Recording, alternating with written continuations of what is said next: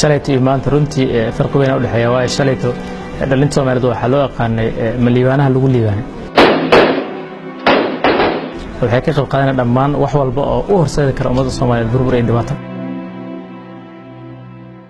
dad gaar oo dana siyaasadeed leh oo ujeedo gaar oo siyaasadeed leh oo rabaan inay dhalinyarta isku isticmaalaan oo u isticmaalaan danahooda gaarka ah inay arrimahaas nagu sameeyaan way suurtageli kartaa maanta dhibaatada dalka haysata qaybna dhalinyarada u geysata qaybna ayaga loo geysta si haddii loo fiirsho waa madluum si haddii loo fiirshana waa daalimiin qaarna ayaga dalka dumiya qaarna ayaga la dhibaateeya marka haddii dhibaatada dhalinyaradu meesha ka baxdo oo 75% meesha ka ah waxaa sida dalka degay waxayna noqonaysaa Soomaaliya sideedii hore ku laabanaysa runaantii dhalinyaro marka la dhaho waa dareemi kartaa dhalinyaradu waa xoog dalka uu u baahan yahay runaantii markii dhalinyaro la dhaxana qabiil waa ka fog yihiin oo qabiil kuma saleysno sababtan waxay tahay maanta anagoo maamul goboleed kala duwan ka kala imaanaya maanta waxa ku shireenaa garoobe waxaan iskeen keenan waa damiir dhalinyaronimo iyo shaqada naga dhaxayso wada shaqeynta naga dhaxayso maamulada dhalinyarada sida iskugu xiran yihiin aniga waxaan ka soo tagay cadaado 6 saac ah niman gaari ka soo raacay 12 saacadood safar dhulka ku soo jiray dhalinyarada Puntland casuumaad ka hela casuumaadii aan ku imid waxa iyadoo xataa safarkaasi duruufo badan iyadoo jireen waxa u baaqo waayay in ay dareen u dhaco dadka qaar wax dhibsada maadaama qolqolato siyaasadeed jirto inaan qolqolato siyaasadeed oo dadka u dhaxeeya shacabka ama dhalinyarada aysan jirin gaarigan ka soo qaatay maaragtay balweynaha halkan ku imid runtii dareenkayga waxa waa dareen farxadeed oo ahay maadaama gaarigayga watay Soomaalina inay dhulka kala lahayn isbedel badan uu jiro aan dareemayo xataa isbedelka jiro waxa laga yaabaa dhowr sano ka hor inay saas jirin laakiin maanta isbedel badan uu jiro gaari kaliya oo darawalka ila socda kaliya inaan halkan ku imaado si qurux badan oo maaragtay xataa madaxweynaha dalka loo soo dhaweeyay la ii soo dhaweeyay waxay ku tusinaysaa maaragtay dhalinyarada heerka ay biseelka ka joogaan aniga waa markii ugu horeysay horta garoobe imaanayo wax badan ayaan iga baxay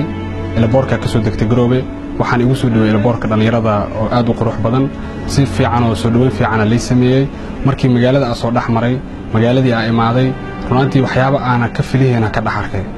sababtoo intii baaburku soo socdo waxa weydiinayay dad yacni qoryo heesta iyo yacni magaalo markaa ka maqantaa waxa u maraysaa qaab kale kula duwan tahay laakiin waxa u imaado magaalo shacabkeedii nabadeystay fikirkii ka qabnay fikir ka duwan ayaan ka aragnay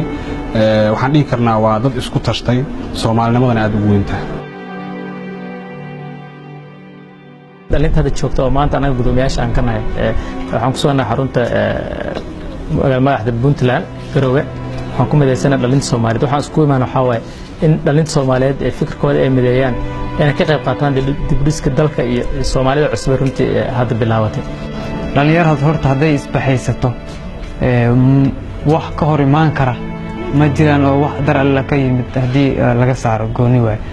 runtii hadda waxaan aaminsanahay in dhalinyarada Soomaaliyeed ay midaysan yihiin oo kuwa u baahan in midnimada dhalinyarada Soomaaliyeed taageero oo siyaasiyiinta iyo dowladda lafteeda ay gacan ka geysatay in ay sii xoojiyaan balse aysan u horseedin burbur dhalinyarada Soomaaliyeed afsano la soo dhaaf intii barnaamijka aan sameyn waxa qabad nagu ah runtii wasaaradda dhalinyarada ciyaaraha meeshii rabay inaan wax qabadkeena ay soo dhaweyso annaga ay noo aragtay inaan dhibaato ku nahay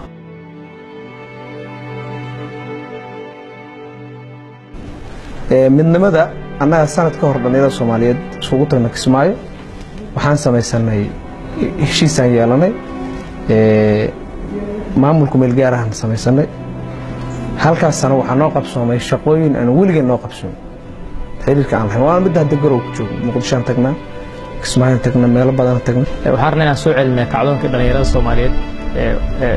awoodii iyo fircoonada dhalinta Soomaaliyeed oo yaqaan mar labaad ay dib u soo noolaatay si wadankan aan mar labaad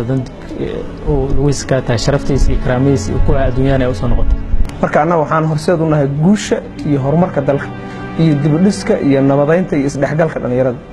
waxaan rabnaa haddii Ilaahay idmo inaan noqono sida u socon inaan dalka sideeda u qaban si isku soo celino yaradii gobolladii dhan haddii meesha lagu wada sugan yahay in